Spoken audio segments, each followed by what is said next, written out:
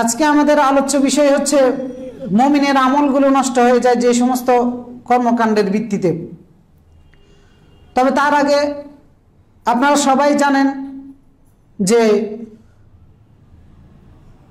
মুসলমানের এবং একজন মুমিনের সবচেয়ে বড় শত্রু হচ্ছে ইহুদি গোষ্ঠী। কারণ আল্লাহ তাআলা কোরআনে বলেছেন, লাতাজিদান্না আশাদ্দান নাস আদাওয়াতাল লিল্লাযিনা আমানুল ইয়াহুদ, অর্থাৎ ঈমানদারদের সবচেয়ে বড় শত্রু হচ্ছে ইহুদি গোষ্ঠী। আর সেই ইহুদি গোষ্ঠী আমাদের প্রাণের ভাই, যাদের সাথে আমাদের ঈমানের সম্পর্ক, যাদের সাথে আমাদের আত্মার সম্পর্ক, ওই সমস্ত ভাইদেরকে নির্যাতন করে, নিপীড়ন করে, অত্যাচার করে, নানানভাবে নির্যাতনে নিষ্পেষিত করে তুলতেছে ফিলিস্তিনের ময়দানে। আর সেই নির্যাতিত ভাইদের জন্য হয়তোবা আমরা আমাদের জায়গা থেকে তাদের জন্য জান দিয়ে, মাল দিয়ে সহযোগিতা করা সম্ভব নয়, হয়তোবা আমরা চাইলেও কেউ পারতেছি না, কিন্তু তাদের জন্য আমরা যেটা পারি সেটা করতেও আজকে আমরা এমন মুমিনের কাতারে এসে দাঁড়িয়েছি, সেটা করতেও আমরা কার্পণ্য করতেছি। তাদের জন্য অন্তরে ভালোবাসা রাখতে আপনার সমস্যা কোথায়? আর সেই ভালোবাসার ক্ষেত্রে গিয়েও দেখা যাচ্ছে আজকের এই বাংলাদেশের মানুষ মুমিন দাবি করে, মুসলিম দাবি করে, এমনকি আলেম ওলামার নামের কিছু নামদারি আলেমের গোষ্ঠীও এই শ্রেণীর অন্তর্ভুক্ত হয়েছে, যারা তাদের জন্য অন্তরে ভালোবাসা রাখবে এটা রাখতেও কার্পণ্য করে। তো এই জাতির সাথে ধোঁকা আর প্রতারণা ছাড়া আর কিছুই নয়, ইমানের সাথে ধোঁকা আর প্রতারণা ছাড়া কিছুই নয়। কারণ ফিলিস্তিন, মসজিদুল আকসা আমাদের ইমানের অংশ, এটাকে উদ্ধার করা, এটাকে রক্ষা করা, এটা আমাদের ইমানের দায়িত্ব। সুতরাং সেটার জন্য যারা লড়াই করে এরা অবশ্যই আল্লাহর রাস্তায় জিহাদ করতেছে, ফি সাবিলিল্লাহ জিহাদ করতেছে, এরা আল্লাহর রাস্তায় জিহাদকারী মুজাহিদ। যারা এই জীবন দিচ্ছে এরা আল্লাহর রাস্তায় শাহাদাতের মর্যাদা পাবে ইনশাআল্লাহ।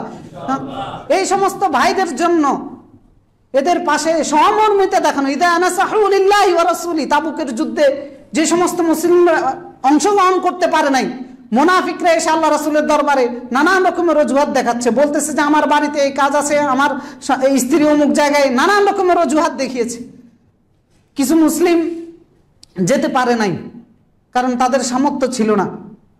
আল্লাহ তাআলা কোরআনে আয়াত নাজিল করেছেন, লাইসা আলাল মারদা লাইসা আলাল্লাযিনা আমানু ওয়ালা লাইসা আলাল মারদা ওয়ালা আল্লাযিনা, সূরা তাওবার মধ্যে আল্লাহ তাআলা বলেছেন তাদের কোনো অপরাধ হবে না যারা অসুস্থতার কারণে, ল্যাংড়ার হওয়ার কারণে অথবা অন্য কোনো কারণে যুদ্ধের ময়দানে যেতে পারে নাই, কিন্তু ইদা নাসাহু লিল্লাহি ওয়া রাসূলি, আল্লাহ এবং তার রাসূলদের জন্য তারা হিতাকাঙ্ক্ষী ছিল। আর আজকে আমরা তাদের জন্য, যারা আল্লাহর রাস্তায় জীবন দিচ্ছে, তাদের জন্য হিতাকাঙ্ক্ষী হতে পারতেছি না। এই হচ্ছে আমাদের ঈমান। আমাদের যেটা দায়িত্ব সেটাতে কেন আমরা কার্পণ্য করি? আমাদের দায়িত্ব হচ্ছে তাদের জন্য ভালোবাসা রাখা, মহব্বত রাখা। আর সেখানে আমরা ইহুদির জন্য মহব্বত রাখতেছি। ইহুদিরা যে স্টাইলে কথা বলে সেই স্টাইলে আমাদের আলেম ওলামা বিভিন্ন মানুষরা কথা বলতেছেন।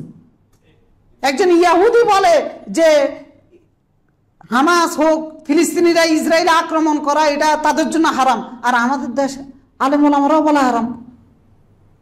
কোন ইহুদি ওইখানে নিরপরাধ বলতে কোনো ইহুদি নেই। ইসরায়েলের মধ্যে শিশু হোক, বৃদ্ধ হোক, নারী হোক, পুরুষ হোক, সবগুলোই অপরাধী।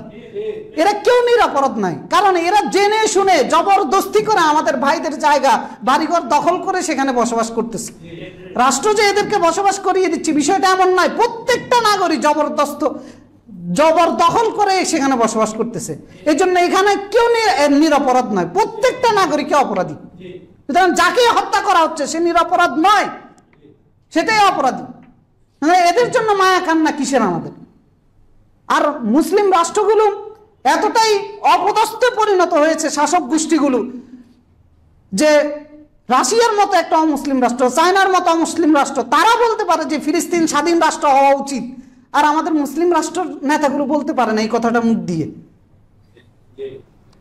আরব বিশ্বের মধ্যপ্রাচ্যের মুসলিম রাষ্ট্রগুলো যদি পেশাব করে দেয়, ইসরায়েল নামক রাষ্ট্রের অস্তিত্ব থাকে না, আর তাদের দালালি করতেছে।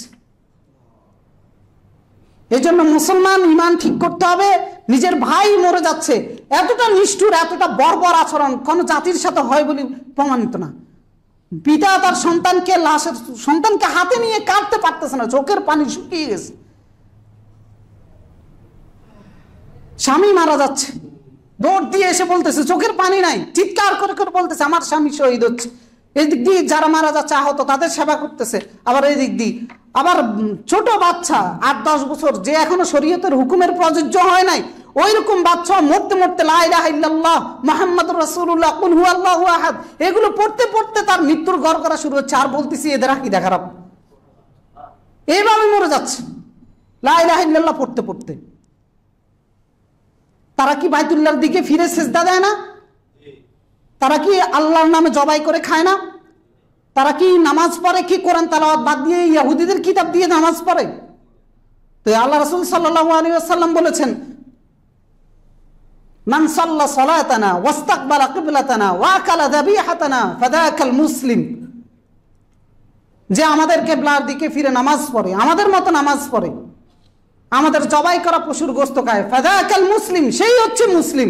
আর ওই মুসলিমদেরকে আমরা বের করে দিচ্ছি যে না, মুসলিম মিল্লাতের অন্তর্ভুক্ত নয়।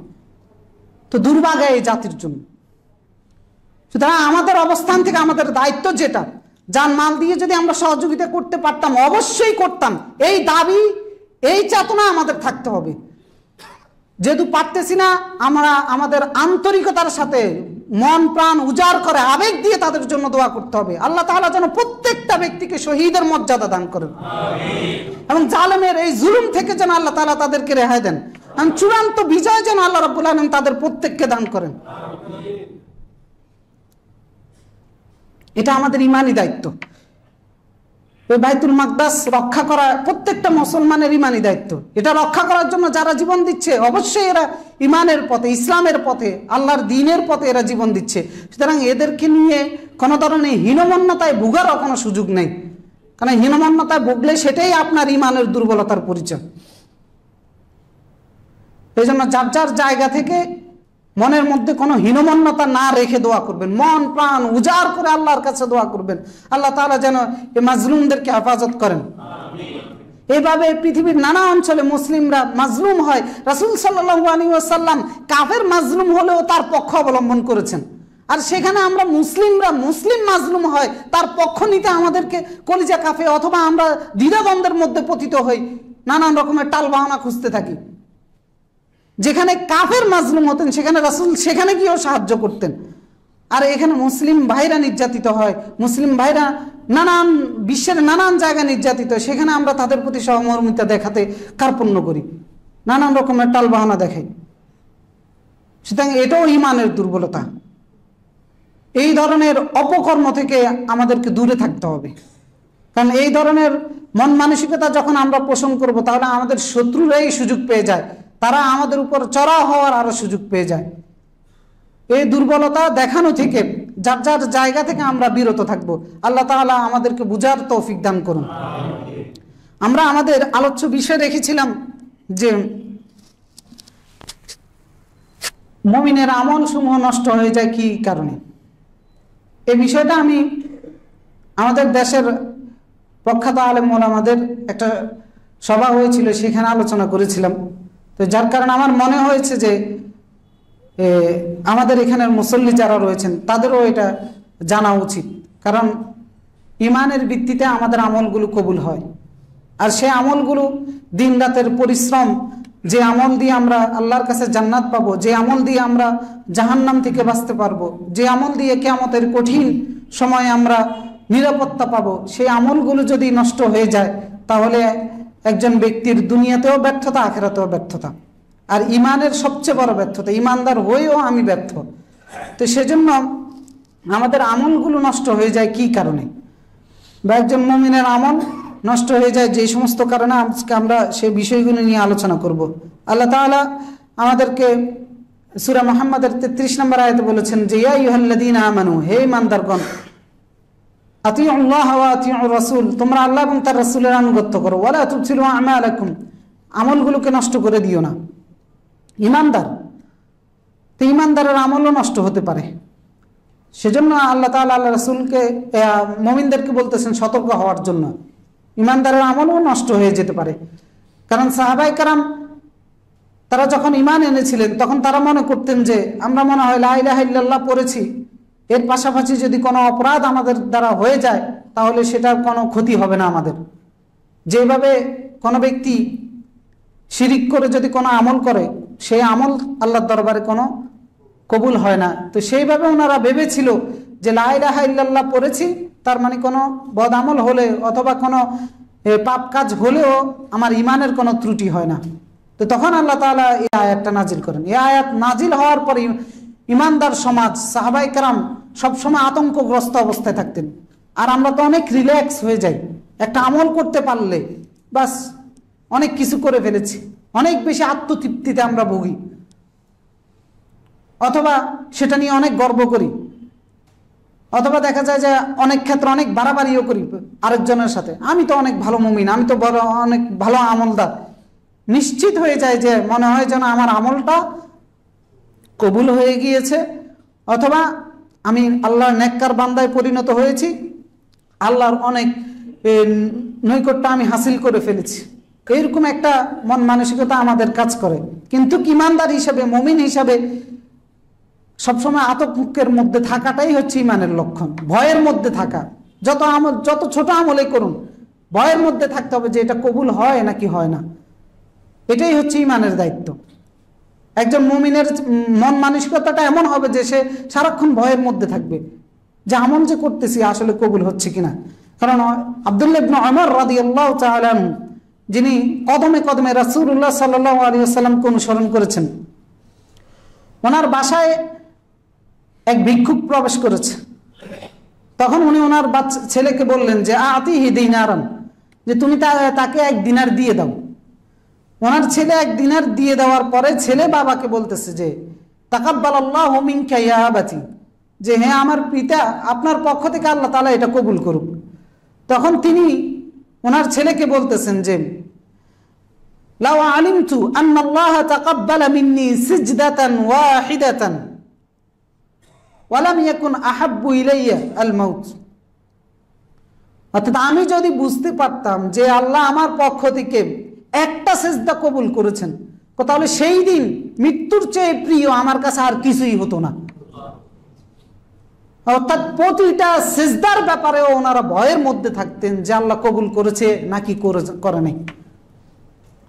এরপরে উনি ওনার ছেলেকে বলতেছে আলাম তাসমা কাউলুল্লাহ তাআলা, অথবা বলছে যে তুমি কি জানো না আল্লাহ কার থেকে কবুল করেন? ইন্নামা ইয়াতাকাব্বালুল্লাহু মিনাল মুত্তাকিন, আল্লাহ কবুল করেন শুধু মুত্তাকিদের আমলগুলো। অর্থাৎ যে তাকওয়ার ভিত্তিতে করে তার আমলটাই আল্লাহ তাআলা কবুল করেন, অন্যের আমলটা আল্লাহ কবুল করেন না।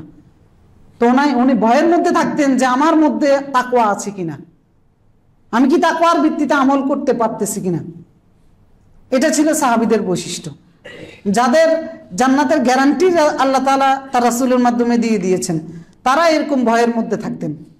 আর আমরা এতটা রিল্যাক্স হয়ে যাই যেটা আমাদের কর্মকাণ্ড দেখে প্রমাণিত হয় না, বরং প্রমাণিত হয় এইটা যে আমি মনে হয় নিশ্চিত হয়ে গেছি আমার এই আমল আল্লাহর দরবারে কবুল হয়ে গেছে। এই জন্য আলী রাদিয়াল্লাহু তাআলা আনহু বলতেন যে তিনি বলতেন যে কুনু লিকুবুলিল আমাল আশাদ্দু ইহতিমামান, অর্থাৎ আমল করার চেয়ে আমল যেন কবুল হয় সেটার প্রতি তোমরা বেশি গুরুত্ব দাও, কারণ আল্লাহ মুত্তাকিদের থেকে আমল কবুল করে থাকেন। তো এই জন্য আমাদেরকে আমল যতটুকুই করি গুরুত্ব দিতে হবে যে এটা কবুল হচ্ছে কিনা, অথবা এটা আমার আমল নামায় আছে কিনা, নাকি এটা চলে যাচ্ছে। এই বিষয়গুলোর প্রতি গুরুত্ব দিয়ে আমল করতে হবে। অর্থাৎ যে আমলটাই আমি করি না কেন দেখতে হবে যে এটা সঠিক হচ্ছে কিনা করার আগে, অর্থাৎ এটা কবুলযোগ্য মতো করে আমি করতেছি কিনা করার আগে সেটা চিন্তা করতে হবে। আর করার পরে সতর্ক থাকতে হবে যে আমলটা করেছি সেটা কোনো নষ্ট হয়ে যাচ্ছে কিনা, সেটা কোনো বরবাদ হয়ে যাচ্ছে কিনা। কারণ ইমানদারের আমল নষ্ট হয়ে যায়। লা তুবতিলু আমালাকুম, আল্লাহ তাআলা ইমানদারকে বলছেন যে না, আমল নষ্ট করে দিও না। তো এখন আসেন আমরা দেখব যে ইমানদার আমলগুলো নষ্ট হয়ে যায় কিভাবে, বা ইমানদার তার আমলগুলোকে নষ্ট করে ফেলে কিভাবে। সেটা হচ্ছে যে 1 নাম্বার হচ্ছে ইমানের পরে যদি কেউ কুফরি করে তার আমল নষ্ট হয়ে যায়। ইমানের পরে কুফরি করার ধরুন হচ্ছে কেউ ইমান ত্যাগ করে একবারে কাফের হয়ে গেছে, তার মানে সে যতদিন ইমানের ভিত্তিতে যে আমলগুলো করেছে সবগুলো বরবাদ হয়ে গেছে, কোনো আমলে আল্লাহর দরবারে কবুল হয় নাই। কিয়ামতের ময়দানে সে বলতে পারবে না যে 50 বছর তো আমি ইমানদার হিসেবে ছিলাম, 60 বছর বয়সে এসে না আমি বেঈমান হয়েছি বা কুফরি করেছি, সুতরাং 50 বছরের আমলের বিনিময়টা আমাকে দেন, এই দাবিও সে করতে পারবে না। এজন্য প্রথম যে কোয়ালিটি সেটা হচ্ছে যে ইমান ঠিক রাখতে হবে, ইমান হারা হওয়া যাবে না। যদি ইমান হারা হয়ে যান তাহলে আপনার আমল শেষ। কারণ ইমান হারা হচ্ছে কিনা যে মুসলিম সমাজে অহরহ হচ্ছে। আজকে জুমা যারা পড়তে এসেছেন, আপনি হয়তো নিজকে ইমানদার মনে করতেছেন, আমি এখন যে গুণগুলো বলবো আপনি নিজের মধ্যে এগুলো প্রয়োগ করে দেখেন, যদি এই গুণ আপনার মধ্যে থাকে তাহলে আজকে জুমার নামাজ পড়েও আপনি ইমান হারা। এই গুণগুলো কি? এক নম্বর হচ্ছে যে কোন ইমানদার যদি মানে সে নিজে দাবি করে না যে আমি কাফের হয়েছি, কিন্তু সে যদি তার জীবন চরিত্র যদি এরকম হয় তাহলে সে ইমান হারা হয়ে যায়। ইমান ভঙ্গের যে কারণগুলো আমরা আলোচনা করেছিলাম অনেক আগে, সেগুলো ইমান হারা হয়।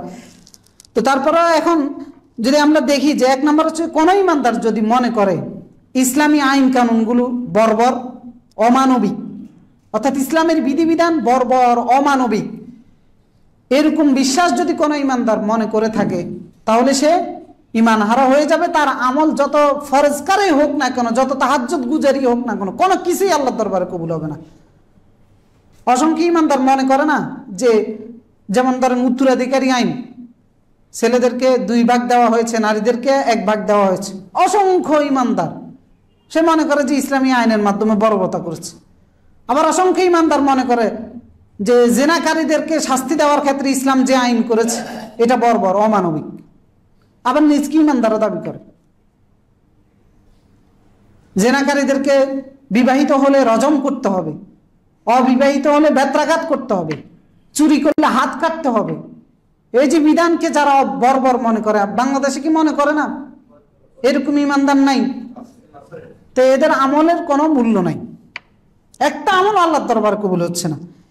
অথবা ইসলামী আইনকে নিয়ে যারা ঠাট্টা তামাশা করে, বিদ্রুপ করে, তুচ্ছতাচ্ছিল্য করে, এই ধরনের ব্যক্তিদেরও আমল আল্লাহর দরবারে কবুল হয় না। অথবা মানুষের তৈরি আইনকে, ব্রিটিশের আইনকে অনেকে শ্রেষ্ঠ মনে করে না, টকশোগুলোর মধ্যে যাই শোনেন, ব্যাখ্যা করে করে ব্রিটিশের আইনকে শ্রেষ্ঠ বুঝায়, ইসলামের আইনকে বর্বর বুঝায়। এই সমস্ত টকশোর মধ্যে যারা ব্রিটিশের আইন, মানুষের তৈরি আইনের দালালি করে, এগুলো সবগুলো আমল বরবাদ হয়ে যাচ্ছে। এরপর আল্লাহর আইনের সাথে যারা বিদ্বেষ পোষণ করে অথবা আল্লাহর আইনকে ব্যর্থ করে দেওয়ার জন্য প্রচেষ্টা যারা চালায়, বিশেষ করে সেকুলারিজম কায়েমের জন্য যারা চেষ্টা করে, শ্রম দেয়, সাধনা দেয়, এদের প্রত্যেকের আমল বরবাদ। কারণ এগুলোর কোনোটারই ইমানে থাকবে না। কারণ একজন মুসলমান কখনো সেকুলারিজমের জন্য সংগ্রাম করতে পারে না। একজন মুমিন ইসলামের সাথেই থাকতে হবে। যদি সে তার কোনো স্বার্থের কারণে, কোনো কারণে অবদান না রাখতে পারে, সে চুপ করে পড়ে থাকবে, তারপরেও সেকুলারিজমের পক্ষে সে কথাও বলতে পারবে না, কারণ এটা ইমান বিরোধী কাজ। তা আজকে 18 কোটি জনতার মধ্যে আপনি যাই দেখেন 2-1 কোটি ছাড়া সবগুলোই সেকুলারিজমের জন্য যারা সংগ্রাম করতেছে, এগুলো সবগুলো না আমল নষ্ট। দলিল কি? দলিল হচ্ছে সূরা মুহাম্মাদের 9 নম্বর আয়াতে আল্লাহ তাআলা এই যে কয়েকটা কারণ বললাম, এগুলো সবগুলোর দলিল অনেক জায়গায় আল্লাহ তাআলা বলেছেন। তারপরে সূরা মুহাম্মাদের 9 নম্বর আয়াতে আল্লাহ তাআলা বলেছেন, যালিকা বিআন্নাহুম কারিহু মা আনজালাল্লাহু ফাহবাতা আমালুহুম। এদের অপরাধ হচ্ছে এদের আমলগুলো আল্লাহ বাতিল করে দিয়েছেন। অপরাধ কি? অপরাধ হচ্ছে আল্লাহ যা নাজিল করেছে সেটাকে তারা অপছন্দ করে। সেটা সমাজে কায়েম হোক, সেটা দিয়ে রাষ্ট্র চলুক, সেটা দিয়ে ব্যক্তি শাসন হোক, এটা এরা চায় না। এই জন্য এদের আমলগুলো বাতিল হয়ে যাবে। যালিকা বিআন্নাহুম কারিহু মা আনজালাল্লাহু ফাহবাতা আমালুহুম। এরপর আরো অনেক জায়গায় আল্লাহ তাআলা উল্লেখ করেছেন এদের দান সদকাগুলোও কবুল হবে না। কারণ আল্লাহ রাসূলের জামানায় অনেক মুনাফিক যারা ইসলামী আইন চাইতো না, কিন্তু অনেক দান সদকা করত, অনেক যুদ্ধের ক্ষেত্রে সহযোগিতা করত। আল্লাহ তাআলা তাদের ব্যাপারে সূরা তাওবার মধ্যে কোরআন আয়াতে নাজিল করে আল্লাহ তাআলা বলেছেন, কুল আনফিকু তাওআন আও কারহান লা ইউতাকাব্বালা মিনকুম। আপনি তাদেরকে বলে দেন যে তোমরা ইচ্ছায় হোক অনিচ্ছায় হোক যাই দান করো, লা ইউতাকাব্বালা মিনকুম, আল্লাহ তোমাদের পক্ষ থেকে কবুল করবেন না। কারণ ওই সমাজের মুনাফিকগুলো অনিচ্ছায় আল্লাহর রাস্তায় দান করত। তাবুকের যুদ্ধে, বিভিন্ন যুদ্ধে অনিচ্ছা সত্ত্বেও তারা দান করেছিল।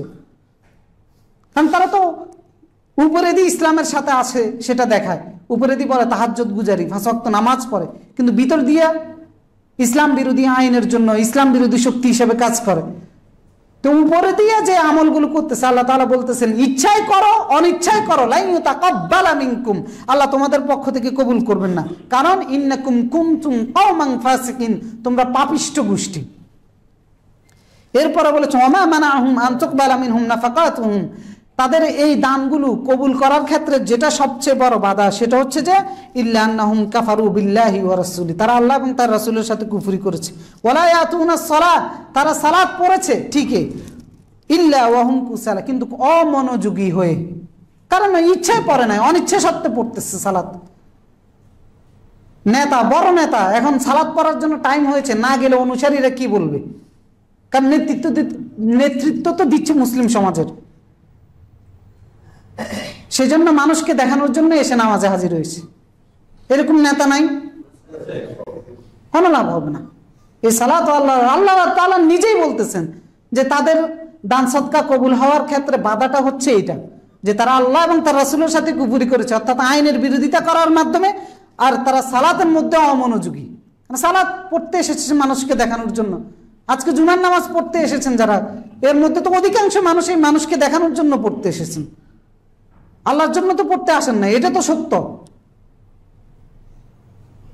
ওয়ালা ইউনফিকুনা ইল্লা ওয়া হুম কারিহুন, আল্লাহ রাস্তায় ব্যয় করেছে কিন্তু সেটা অনিচ্ছা সত্ত্বে। আল্লাহকে মহব্বত করে, রাসূলকে মহব্বত করে, সেটার বিনিময়ে পরকালে পাবে এই আশায় তারা আল্লাহ রাস্তায় দান করে নাই, বরং রাজনৈতিক কোনো স্বার্থ থাকতে পারে, দলীয় কোনো স্বার্থ থাকতে পারে, অথবা জনপ্রিয়তার কোনো বিষয় থাকতে পারে, পদ পদবীর কোনো বিষয় থাকতে পারে, এই সমস্ত কারণে আল্লাহ রাস্তায় দান করেছে। এরকম দানশীল নাই? এতিমখানা 50,000 টাকা দিয়ে দেয়, 1 লাখ টাকা দিয়ে দেয়, মাদ্রাসায় 5 লাখ টাকা দিয়ে দেয়, কারণটা কি? কামায়ও অবৈধভাবে, দেয়ও রাজনৈতিক স্বার্থে, বিভিন্ন স্বার্থে। চেয়ারম্যান ইলেকশন করবে, মেম্বার ইলেকশন করবে, মেয়রের ইলেকশন করবে, এই সমস্ত ব্যক্তির আমল আল্লাহ দরবারে কবুল হবে না, কারণ অনিচ্ছা সত্ত্বে করতেছে এগুলো।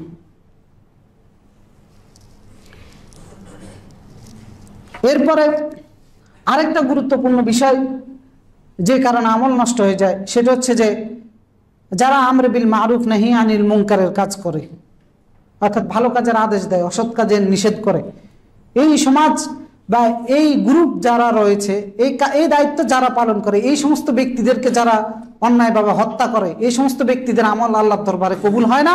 এদের দুনিয়ার আমলও বাতিল, আখিরাতের আমলও বাতিল। কারণ রাসূল সাল্লাল্লাহু আলাইহি ওয়াসাল্লাম, যত রাসূলগণ ছিলেন সমস্ত রাসূলকে আল্লাহ তাআলা প্রেরণ করেছেন আনি আবুদুল্লাহ ওয়াজতানিবুত তাগুত, এক আল্লাহর ইবাদত করবা, তাগুতের বিরোধিতা করবা। তো সেটা করতে গিয়ে আল্লাহ তাআলা বলেছেন যারা অন্যায়ভাবে সেই রাসূলদেরকে হত্যা করেছে সূরা আলে ইমরানের মধ্যে, যে ইন্নাল্লাযীনা ইয়াকফুরুনা বিআয়াতিল্লাহ ওয়া ইয়াকতুলুনা আন-নাবিয়্যিনা বিগাইরি হক, যারা নবীদেরকে অন্যায়ভাবে হত্যা করেছে। তো এখন তো গত 1500 বছর আগে নবী আসার দরজা বন্ধ হয়ে গেছে, তো এই আয়াত কি আল্লাহ নিষিদ্ধ করে দিয়েছেন? তো অন্যায়ভাবে নবীদেরকে হত্যা করেছে, তো এখন কাদেরকে হত্যা করবে? এখন 1500 বছর আগে যে নবীর দরজা বন্ধ হয়ে গেছে, সেই নবীদের দায়িত্ব যারা পালন করবে তাদেরকে হত্যা করবে। আর সেই হত্যাটা চলতেছে, পৃথিবীর বিভিন্ন প্রান্তরে চলতেছে। সে হত্যা অতীতেও চলেছে, বর্তমানেও চলতেছে, ভবিষ্যতেও চলবে। নবীদের দায়িত্ব যারা পালন করে, এদেরকে যারা অন্যায়ভাবে হত্যা করে, অন্যায়ভাবে বলতে হয়তো বা দেখাবে বাহ্যিকভাবে, এই কারণ ইয়াহইয়া আলাইহিস সালামকে হত্যা করেছে যে কি তারা কারণ দেখায় নেই? কারণ দেখিয়েছে। জাকারিয়া আলাইহিস সালামকে হত্যা করেছে যে কি কারণ দেখায় নাই? কারণ দেখিয়েছে। মানুষের চোখে আই ওয়াশ করার জন্য কারণ দেখিয়েছে। ঈসা আলাইহিস সালামকে হত্যা করার জন্য যে বাহিনী প্রেরণ করেছে সেখানেও কারণ দেখিয়েছে যে তিনি রাষ্ট্রদ্রোহী ছিলেন। তো সেই নবীদের দায়িত্ব যারা পালন করবে, ওদেরকে অন্যায়ভাবে যারা হত্যা করবে, আল্লাহ তাআলা বলতেছেন ওয়া ইয়াকতুলুনাল্লাযীনা ইয়া'মুরুনা বিল কিসতি মিনান নাস, মানুষের মধ্য থেকে যারা কিস্ত মানে হচ্ছে ন্যায় এবং ইনসাফ আদায় করার জন্য যারা নির্দেশ দেয়, ওদেরকে যারা অন্যায়ভাবে হত্যা করে ফাবাশশিরহুম বিআযাবিন আলীম, এদেরকে যন্ত্রণাদায়ক শাস্তির সুসংবাদ দিন। উলাইকাল্লাযীনা হাবিতাত আমালুহুম ফিদ দুনিয়া ওয়াল আখিরাহ, এই সমস্ত ব্যক্তিদের আমল বাতিল, যত বড় ফরজকার ব্যক্তি হোক না কেন, দুনিয়ার আমল বাতিল, আখিরাতের আমল বাতিল। এরপরে শিরকের মধ্যে লিপ্ত হলে আমল বাতিল হয়ে যায়, এটা নিয়ে আমরা অনেক আলোচনা করেছি। নিফাকের কারণে আমল বাতিল হয়ে যায়, মুনাফিকের কারণে আমল বাতিল হয়ে যায়। অর্থাৎ যারা প্রকাশ্য ন্যাক আমল করতেছেন, ভিতরে সেটার বিনিময়ও কামনা করেন না, মানুষকে দেখানোর জন্য। এই যে নামাজি যারা, জুমার কথা বললাম, আরো অনেকভাবে আছে। নেফাক দুই ধরনের হয়, একটা হচ্ছে যে ইমান বাতিল হয়ে যায়, সেটা হচ্ছে বিশ্বাসগতভাবে যদি নেফাকি হয়ে থাকে। আপনি মুসলিম দাবি করেন, প্রকাশ্য ইসলামের সাথে আছেন, কিন্তু প্রকাশ্যে সেকুলারিজম কায়েমের জন্য অথবা মনে প্রাণে সেকুলারিজমের জন্য সংগ্রাম করতেছেন, সেটার পিছনে সে বিশ্বাসও করেন যে ব্রিটিশের আইন মানুষকে মুক্তি দিতে পারে, এগুলো মুনাফিকি। তো এই ধরনের মুনাফিকদের বিশ্বাসগতভাবে মুনাফিক, তার ইমানও শেষ। আর যদি কর্মের ক্ষেত্রে মুনাফিক হয়, তাহলে ওই নির্দিষ্ট কর্মের আমলটা, বিনিময়টা বাতিল হয়ে যায়। যেমন কথা বলতে গিয়ে মিথ্যা কথা বললেন, এটা কর্মের মধ্যে। ওয়াদা করলে খেলাপ করলেন, কারোর সাথে তর্ক বিতর্ক করলে গালিগালাজ করা, এগুলো কর্মের মুনাফিক। এগুলোর কারণে কারো ইমান বাতিল হয় না, এগুলোর কারণে নির্দিষ্ট আমলের সওয়াব যেটা পেত, সত্য কথা বললে সওয়াব আছে নাকি নাই, মিথ্যা কথা বলার কারণে আপনি সওয়াব থেকেও বঞ্চিত হচ্ছেন। আবার আপনার অন্তরের মধ্যে, আপনার মধ্যে একটা মুনাফিকের বৈশিষ্ট্য আপনার মধ্যে চলে আসতেছে। তো সেজন্য বৈশিষ্ট্যগতভাবে যদি কেউ মিথ্যা কথা বলে, ওয়াদার খেলাপ করে, অথবা গালিগালাজ করে, অথবা আমানতের খেয়ানত করে, এগুলো মুনাফিকের বৈশিষ্ট্যগত অভ্যাস, এগুলোর কারণে ঈমান হারা হবে না।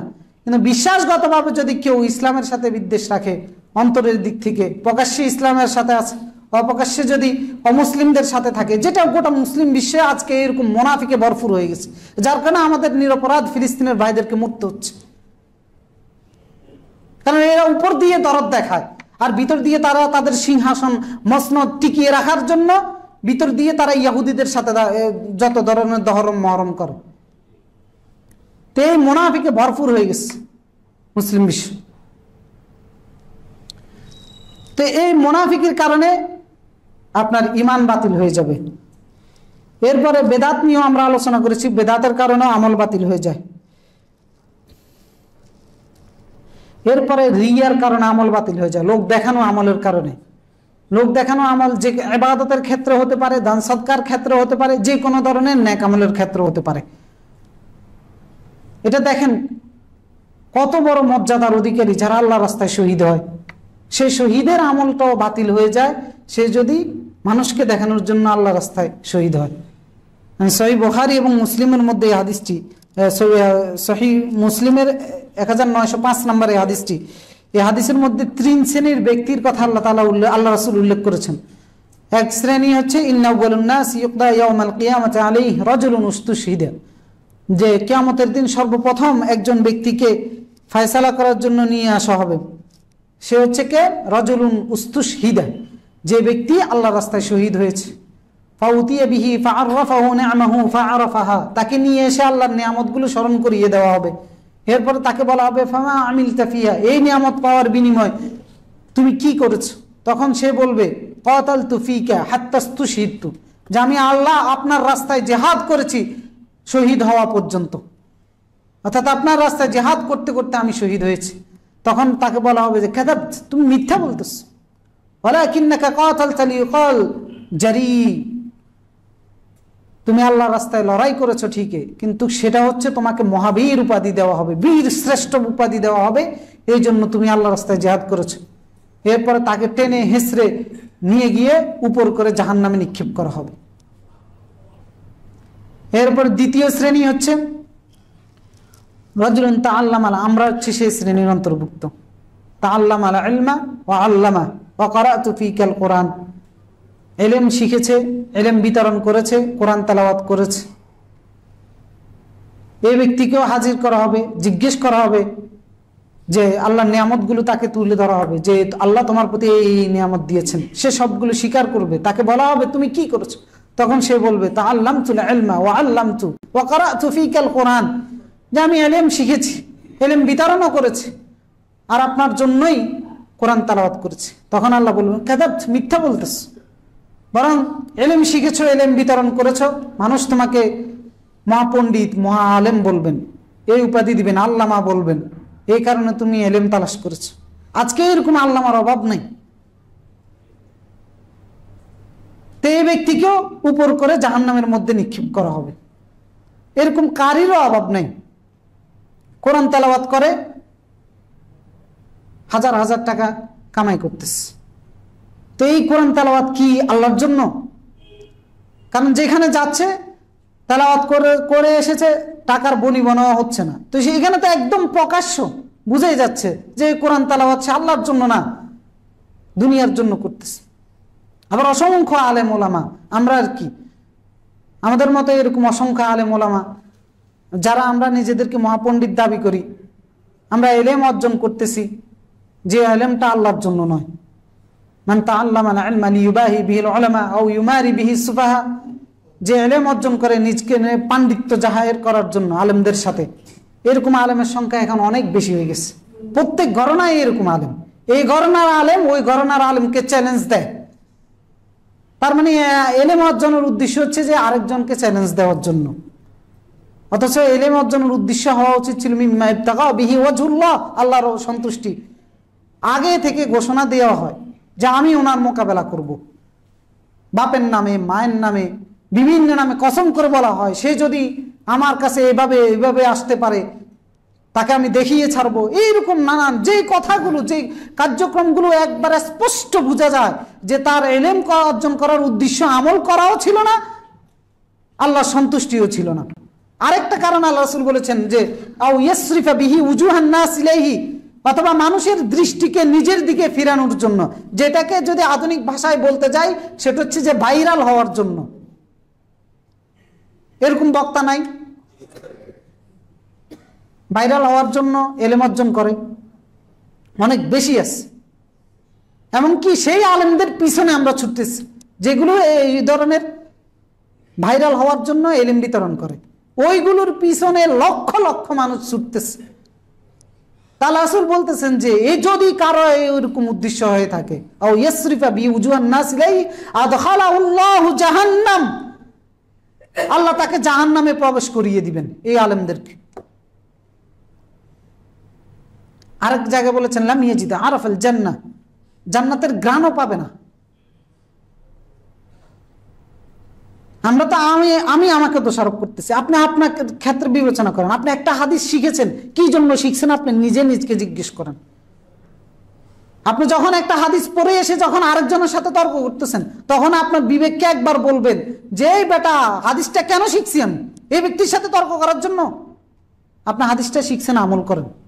আরেকজনকে ভদ্রতার সাথে বলেন, না মানলে কোন মন্তব্য করবেন না। কিন্তু আজকে হয়ে গেছে এমন অবস্থা যে একটা হাদিস এক লাইন পড়ে এসে আরেকজনের সাথে তর্ক জড়িয়ে যাচ্ছে। ওটা তো আমরা আমাদের মতো বড় আলেমরা করতেছি, কিন্তু সাধারণ মানুষরাও আজকে এলেমের উদ্দেশ্য যেন হয়ে গেছে। একজন দেখি যে মুখে তো এক ফোঁটা ধাড়ি পড়া কোনো সিটেও নাই, একবারে ক্রিম শেভ করে এসে আমার সাথে অনেক গরম, কি হয়েছে, অমুক অমুক অমুক অমুক, তার পায়ের সাথে পা লাগাইতে বলছি, লাগায় না। অথচ রাসূল সাল্লাল্লাহু আলাইহি ওয়াসাল্লাম 5 ওয়াক্ত, হ্যাঁ ওনার কথা ঠিক আছে, উনি এটা শিখছে, কিন্তু দেখেন দাড়ি যে রাখা আরো বড় সুন্নাহ, এটা শিখে নাই। এই হচ্ছে অবস্থা। এক লাইন শিখে এসে নিজে যেটা শিখছি, নিজের মধ্যে যে আর কত হাজার ত্রুটি আছে ওইটার দিকে একবারও নজর দেই না। তা আপনি আপনার যে এলেমটা অর্জন করেছেন কি জন্য করেছেন? এই জন্য সব বড় দায়িত্ব হচ্ছে যে এলেম অর্জন করা আল্লাহ সন্তুষ্টির জন্য। একটা হাদিস পড়বো, আজকে সকালে পড়েছি, নিয়ত থাকতে হবে যে আল্লাহ সন্তুষ্টির জন্য, নিজে আমল করার জন্য, কারো দৃষ্টি আকর্ষণ করার জন্য নয়।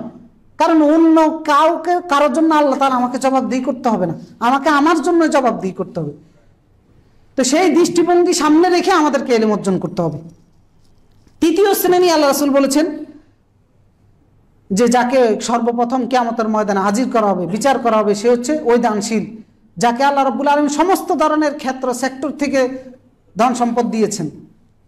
তখন আল্লাহ তাআলা তাকে ডেকে নিয়ে এসে বলবেন ফামা আমিলতা ফিহা, আমার পক্ষ থেকে পাওয়া এই রিজিক দিয়ে তুমি কি করেছো? তখন সে বলবে তারাকতু মিন মা তারাকতু মিন সাবিলিন তুহিব্বু আন ইনফাকা ফিহা ইল্লা আনফাকতু ফিহা লাকা।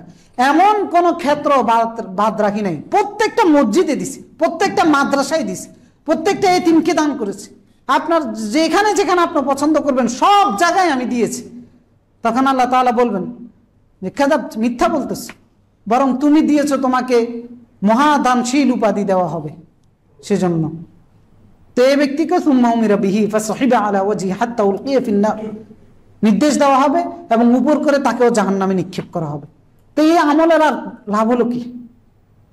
এরকম ইমানদারের আমলগুলো নষ্ট হয়ে গেল রিয়ার কারণে।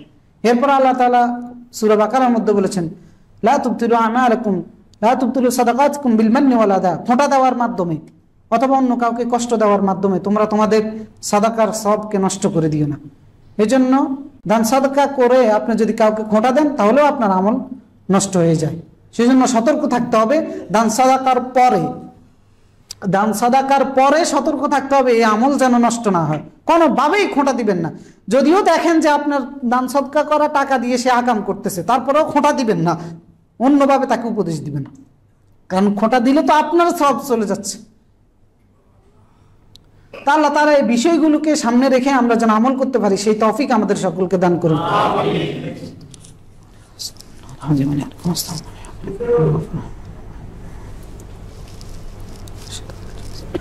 الحمد لله على إحسانه والشكر له على توفيقه وامتنانه وأشهد أن لا إله إلا الله وحده لا شريك له تعظيما لشانه وأشهد أن محمدا عبده ورسوله الداعي إلى رضوانه صلى الله وسلم عليه وعلى آله وصحبه ومن سار على ناجي واستنى بسنته إلى يوم الدين।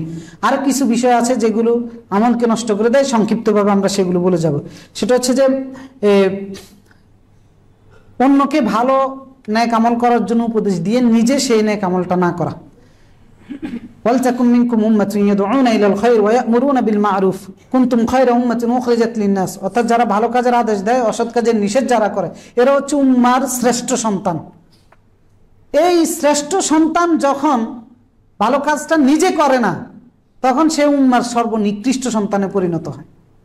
ইয়া আইয়ুহাল্লাযীনা আমানু লিমা তাকুলুন মা লা তাফআলুন কাবুরা মাকতান ইনদাল্লাহ।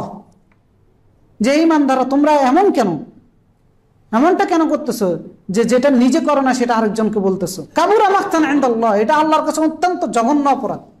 তা আমরাও এই শ্রেণীর মধ্যে রয়েছি। তো নিজে আমল করতে হবে, যেটা আপনি অন্যকে বলবেন সেটা আগে নিজে আমল করতে হবে। কারণ যখন অন্যকে বলবেন, বিশেষ করে প্রত্যেকটা পিতা এই অপরাধী, সন্তানকে অনেক ন্যায় উপদেশ দেন কিন্তু নিজে আমল করেন না। সন্তানকে মোবাইল না টিপার জন্য উপদেশ দেন, নিজে বসে বসে টিপতে থাকেন। সন্তানকে নামাজ পড়ার জন্য উপদেশ দেন, নিজে নামাজের সময় শুয়ে থাকেন। ফজরের সময় নিজে আসেন না, সন্তানকে ঠিকই বলেন। সন্তানকে কোরআন তেলাওয়াত করার জন্য বলেন কিন্তু নিজে তেলাওয়াত করেন না। এ অপরাধী। কেমন অপরাধ? এই অপরাধের শাস্তিটা কত জঘন্য দেখেন। সহিহ মুসলিম এবং বুখারীর মধ্যে ওসামা বিন যায়েদ রাদিয়াল্লাহু তাআলা আনহু থেকে বর্ণিত, তিনি বলতেছেন যে আমি রাসূলুল্লাহ সাল্লাল্লাহু আলাইহি ওয়াসাল্লামকে বলতে শুনেছি। তিনি কি বলেছেন? ইজাউ বির-রাজুল ইয়াউমাল কিয়ামা, কিয়ামতের দিন একজন ব্যক্তিকে নিয়ে আসা হবে, ফাইলকা ফিন-নার, জাহান্নামের মধ্যে নিক্ষেপ করা হবে। ফাতানদালিকু আকতাবুহু ফিন-নার, তার নাড়িভুঁড়িগুলো জাহান্নামের আগুনের মধ্যে বের হয়ে যাবে, জ্বলতে থাকবে।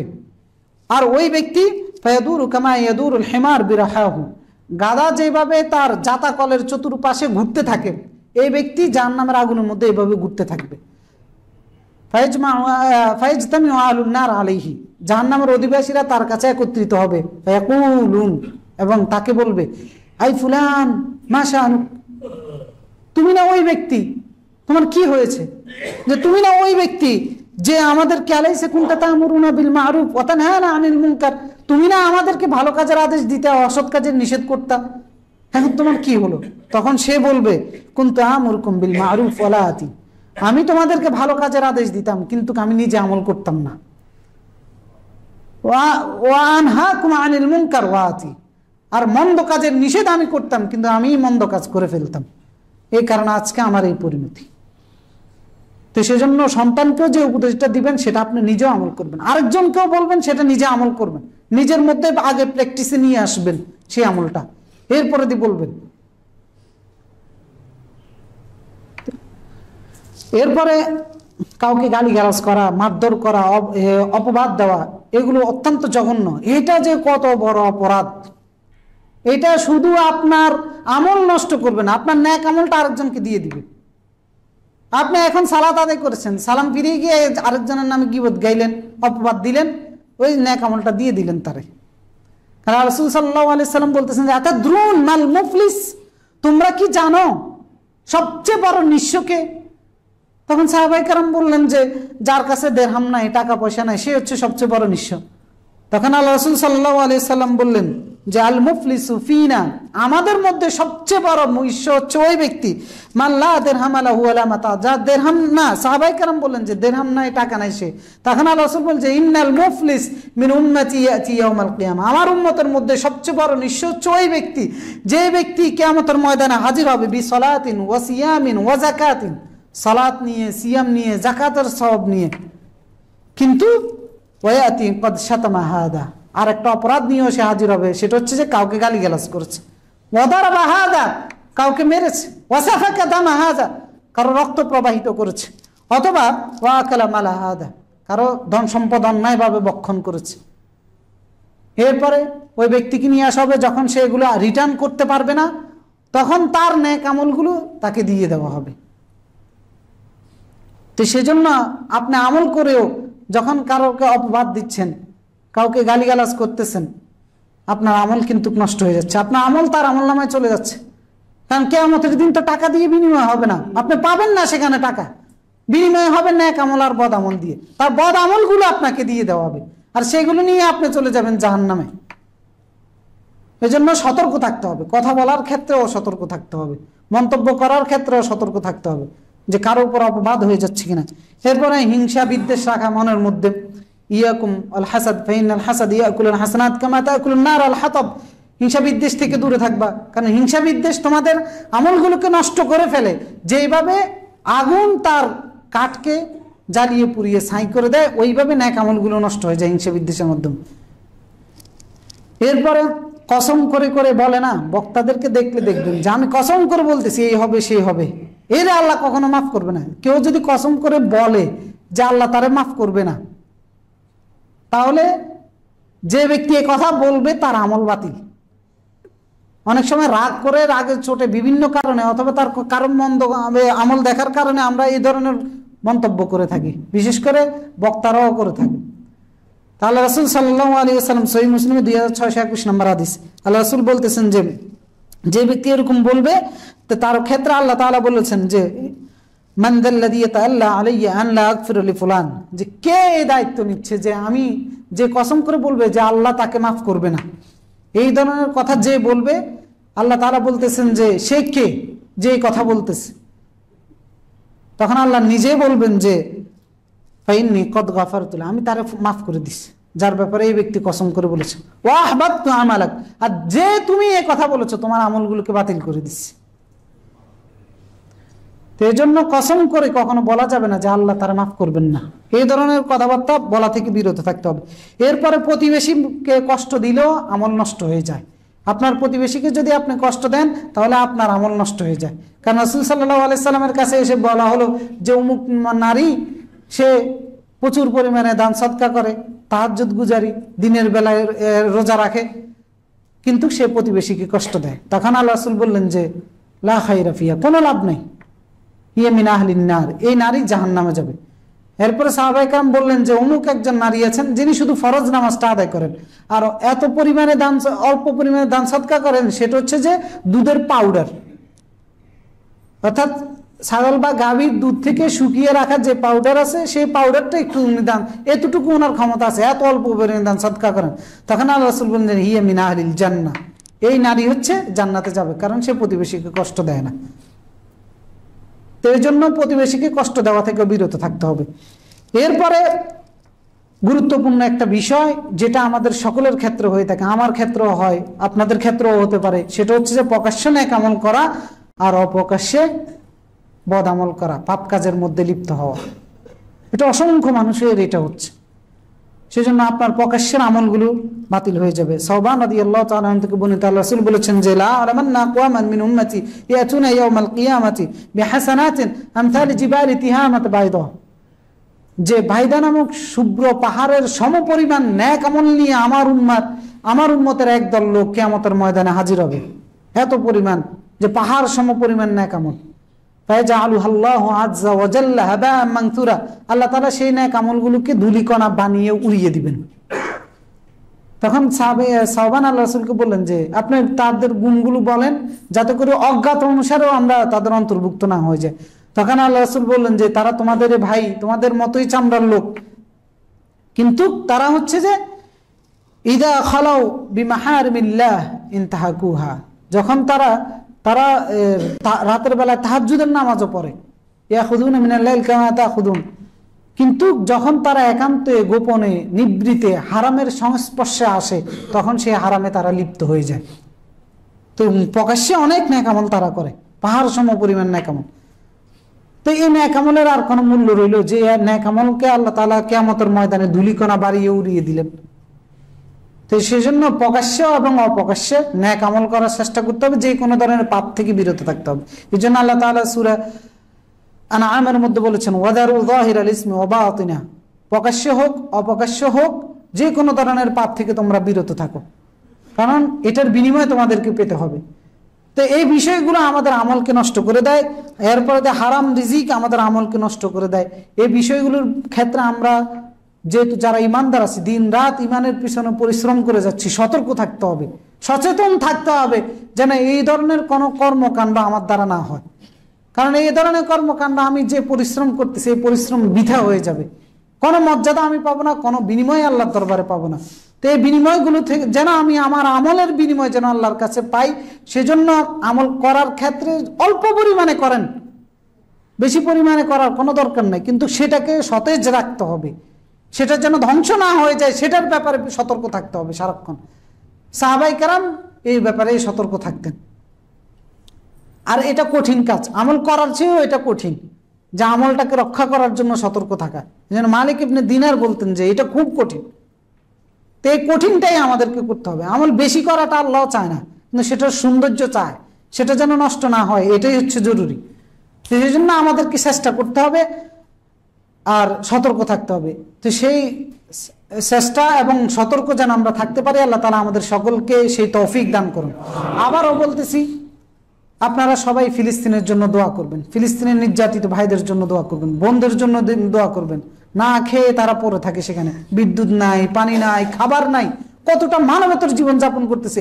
এই মানুষগুলো বাঁচার আশা পর্যন্ত ছেড়ে দিয়েছে।